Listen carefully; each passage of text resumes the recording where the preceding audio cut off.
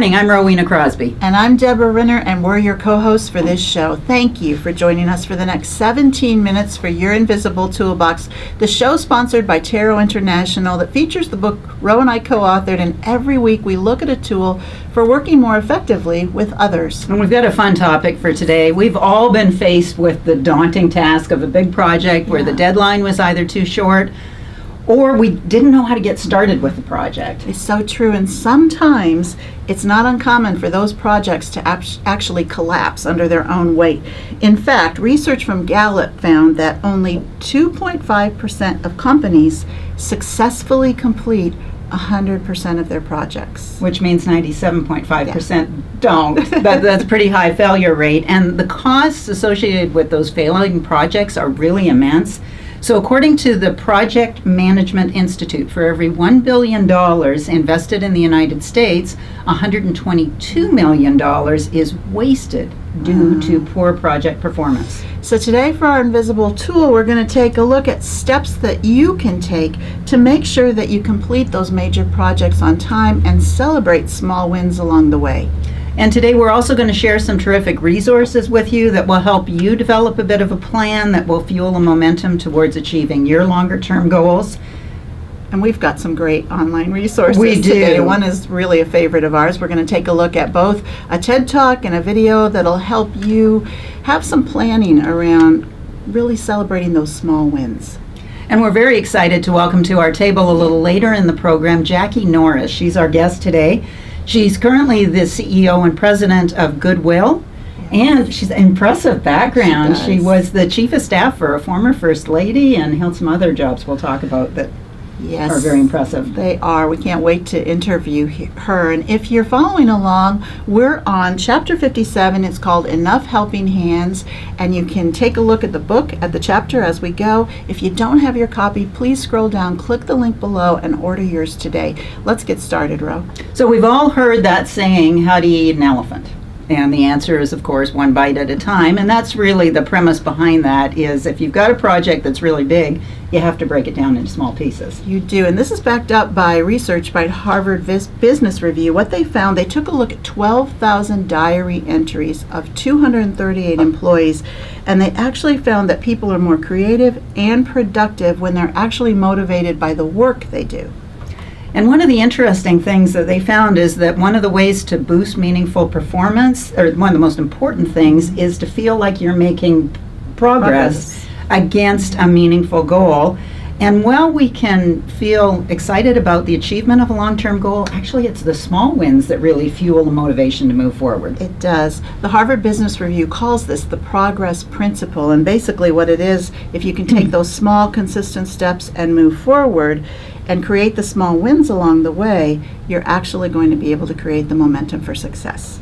And one of our very favorite stories on this is published in a book called The Leadership Challenge. Jim Kouzes and Barry Posner wrote this seminal book on leadership. And they talk about a woman named Charlie Mae Knight. So she was the 12th superintendent in a school district, a failing school district in California, in 10 years. So they've been through a lot of leaders. And the problem was 98% of the children were performing in the lowest percentile for academic performance in the state of California. So all of these superintendents were trying to change that. In addition to that, the buildings were overrun by rats and mice. They were in ruins. The pilfering in the facilities was rampant. And so, of course, her long-term goal was to improve student performance. But she did something that the leaders before her had not done. Instead of taking on that huge project directly, she started small by choosing to refurbish a single school building, and it was a very visible step towards making that meaningful progress. Very small, but Very small. Visible. She did this by seeking the help of family, businesses, community members, and they all bought paint, supplies, donated their time, and they refurbished that one school. And when they were all finished, she had 350 volunteers for this project. they sang "We Shall Overcome," and they ended up doing that in the whole school district. They did overcome. So all of those individuals got on board and fixed up that one school. And what do you think happened next? Student performance started to improve. And then what happened next? Other schools started noticing, and then they started improving their facilities. And then student performance started to improve, so much so that within 2 years, this is remarkable, because remember, 98% of these students are in the bottom percentile. In 2 years, all of the students were performing at the 51st percentile. It's amazing. It really is. Just as Charlie May Knight learned to celebrate those small wins, and that really fueled her success, we can do that in business as well, and that's what we're talking about today. And that leads us to our invisible tool of the week, which is to start with small wins. If you're following along in the book, you're going to find us on page 140. And so small wins are so imperative for fueling momentum. It's kind of like getting the ball rolling, and once we get that force behind the ball, it just keeps rolling faster. Exactly. So how do we get the ball rolling for our own projects? Well, we start by breaking things down into discrete tasks. We do. And one way to do that is consider keeping a journal of your accomplishments. So you might take 5 minutes at the end of the day, write down what happened during the day, what were the good things, what didn't work out so well, and you'll probably be able to identify some small wins of your own, and you can plan for the next day to create more. Exactly. And certainly, importantly, and finally, is to celebrate those small wins. And if other people were involved in them, to help them celebrate them, because it is through that celebration of the small wins that we can accomplish more and really build the momentum for the bigger goal. We can, and even if those are small wins, they do tend to attract more success, and so then the perception actually becomes the reality, and before you know it, you're going to be able to look for ways to participate in the successful things that you've built. Well, for this week's development challenge, you probably have some small wins of your own you'd like to make or create, so let's take a look at how you'll do that. And what a terrific time of year. We're coming up on the new year goal here. setting. Yeah, goal setting. So think about some of your big goals for the year ahead. So do you have a health and fitness goal? Maybe you're trying to write the book. Maybe you've got some work in your career that you want to do. Write down 2 or 3 of those major goals and assign a deadline to them. And analyze the long-lasting input or outcome of these 3 goals. Visualize what's the future going to look like when you actually reach them, and how is that going to influence either your personal life or your professional success. And a really important step, and this is a hard one for a lot of us to take, is to go public. Yeah. So choose a couple of people who you think will support you. Share your goal with them. There's something about sharing our goals with others that makes us a little bit more accountable to them. It does. Somebody knows about it, and then you can determine some small wins along the way and break that goal down into some smaller steps. And as you break it down to the smaller steps, set goals or deadlines around each of those smaller steps so that you can build the momentum going forward. And before you know it, you're going to be at the finish line and you'll be setting a new goal. So take a look at this week's development challenge and try to figure out a goal, or a couple goals actually. It's a great time of year to do that. It is a great time of year. Well, now it's time to take a look at our social media post for the week. And we post several things every day, relevant content on interpersonal skills, and we're going to feature 2 of this week's posts right now. Our first post is really a must-see. It's a TED Talk. 2.5 million people have already viewed this, so you're going to want to look at it. It's called Embrace the Near Wind. And an art historian named Sarah Lewis asks us to consider that not every piece of art is a masterpiece. And she suggests that in business, as in art, it's an interesting Yes, it analogy to is. make, that the near win may be able to push us to greater success. You're going to find a link to that on all Tero social media platforms today. Such an interesting analogy, Isn't it? And our second piece is an article from Inc. magazine titled Why You Must Celebrate Your Small Successes. And this author says when we aim for higher achievement, we're going to get there faster if we do celebrate those small wins along the way. Take a look at this article. It's going to be on all Tero social media's platforms on Wednesday. And now we're moving to the segment of the program we like, the Ask the Expert, and we're going to welcome to our table Jackie Norris. So listen to this resume. This is really impressive. She currently serves as the president and CEO of Goodwill of Central Iowa. She served as the chief of staff for former First Lady Michelle Obama, and she was executive director of George H.W. Bush's 1,000 Points of Light Corporate Institute. Thank you so much, Jackie, for joining us. We're delighted to have you here. To have you here. Before we get started on the questions, you've had such an interesting career path. Can you share a little bit more about that with our viewers? Sure. I have been an educator. Probably one of my favorite jobs, and one that I'll retire, is a high school government teacher. Oh, wow. So I served as a teacher. I've led presidential campaigns. I've led at the highest level of federal government, as you mentioned. I've been a corporate strategist helping companies fulfill their role in the community, social good. And I'm also a New York girl by way of Washington, D.C., and now in Iowa, and I have 3 children. They're all teenagers, and a fabulous husband who works here in Des Moines as well. Oh, fantastic. Well, you've had a varied and challenging career. So we're talking about building on success. How have you built on previous success to accomplish what you wanted to accomplish in that career? Yeah, I really appreciate that question. I'm a big fan of tri-sector leadership, and there's, I know, a formal paper with Harvard Business Review, but for me, the simplified concept of tri-sector leadership is having experiences in different sectors, whether it's in the public, for-profit, or government, and then using those learnings to make you a stronger leader. So success in government makes you a stronger leader in for-profit because you understand the mindset of a different set of stakeholders. And so I think part of my success is really that whenever you approach something, you're trying to look at it through the lens of so many different people. That's really interesting, That isn't is it? very interesting. Now, it's our understanding, no matter what position you've held, you have included a component of service and volunteerism. And what does success look like in that world of volunteering?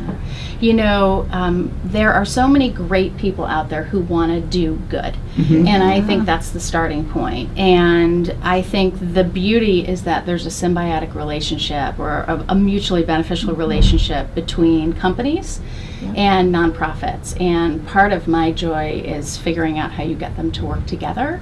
And so if you think about it, we're a nonprofit and we have a limited budget. And companies have incredibly smart, talented people, whether they're accountants or marketing experts or operations experts. And if I can get them to give me 1 hour or 2 hours of their time, the price point of that might be $100 or $200 an hour. And what they can apply and help a nonprofit do is expand their growth and their strategies in a much deeper way. And so for me, it's not just getting groups out there to go clean up the playground. It's actually getting them to use their skills and talents for good in our community. And I think it's okay to say out loud to companies that it's mutually beneficial. It's great for their brand, it's great for their employee morale and culture, and I think they learn something because they learn from a different set of stakeholders, so it probably increases the empathy of the people who work at their own organization. Well, absolutely, and allows them the opportunity to contribute what they do best. Right. It's a great matchup, isn't it? It when is you a think terrific about it? matchup, rather than just taking off the day to do some kind of physical thing, which is also useful. They're great team projects, and so I just push people to think about that, the multitude of ways that they can help organizations. Wonderful. Well, looking back over your career, was there one particular event, either a success or a failure, that molded you into the CEO you are now today? So lots of successes, right? So it's not easy to become a White House Chief of Staff at 38, and lots of failures along the way too. You know, I have, as an educator, I've seen young people who entered the juvenile justice system, so I just couldn't get to them in time. Or I've been let go from a job, which is hard to say publicly, but it happens to everybody. It does happen. And you know, I've lost grant funding, and that's a shame because we really need that money to support our mission. But you know, all of those things, I think it's really important to be transparent. It's really important to say, I failed, right? But I'm going to learn from this. Your confidence can go down for a little bit. You can feel vulnerable, and then you look at yourself in the mirror and you coach yourself through it. And I think it's allowed me to become much more resilient, stronger, and self-aware. So great, because it is a path like that where there are successes, there are things along the way we learn from. Both are equally important. Well, what has given you, if you had to identify one thing that gave you the most pleasure in your career, or how do you define success for yourself? Yeah, I don't do it well enough, often enough. I will say, I was listening to your segment, and I think it's really important that you stop on the quick wins or the short-term wins. And I think sometimes leaders don't stop and reflect on that and reflect with their team members. So, but with that being said, I think the most personal for me are when I see the impact of a role that either I've played or our organization has played in an individual, whether it's long-term employability, which means that they don't have to worry about sleeping under a bridge or feeding their kids or whatever it might be, or that student that comes back to you that you run into Costco, which I did a couple of months ago, that said 10 years ago, you made an impact in my life. And those are the types of successes that I hold closest to my heart. Oh, that is true success. It's common ground with us, isn't it? It is, and I loved what you said about leaders sometimes forgetting to do that, because leaders by nature are often visionary and so focused on the long-term goal, but to get that positive momentum, we do have to pause and do the short win stuff. Yep. And our employees need it. Yes. And that's what we have to remember, is that they need it too. Exactly. Absolutely. Well, what you know now, what would you say is the biggest surprise you've had when building your career? I think there are really great people who want to help you succeed. And I think when I was younger, I didn't harness that as well as I could have, but I figured out that the reason I didn't harness it is because I wasn't asking for specific help. So I'm a big fan of situational mentoring, and I think I do best when I work with somebody and I approach them and say, I need help on X by Y. And that's a helpful way for me to engage people, because everybody has limited time. Right. So the more clear you can be on what you need, but there are great people who want to help, and I value that a lot. Oh, that's great advice for our viewers, for them creating their own success. Thank you so much for being with us today. That was just terrific advice, and that last bit really does connect to the small pieces. Break down what That's you're looking for in absolutely mentoring in discrete places, because how many people just put the big mentoring thing out there and don't really set the smaller goals. Well, thank you so much. Thank you. And thanks to all of you for joining us. If you missed any portion of the program, or if you'd like to share it with others, you'll find the entire program on Tero's YouTube channel. Join us again next Monday morning at 9:03 Central, where we'll look at another tool in your Invisible Toolbox. And now it's your turn. We welcome your ideas and suggestions for future shows. You can email those to ideas@yourinvisibletooolbox.com. We'd like to give a big thank you today to Rachel Trainum, our camera person, and Kyle Plummer, our director, and Jackie, for being with us. Yes, and thanks to all of you, and that's a wrap.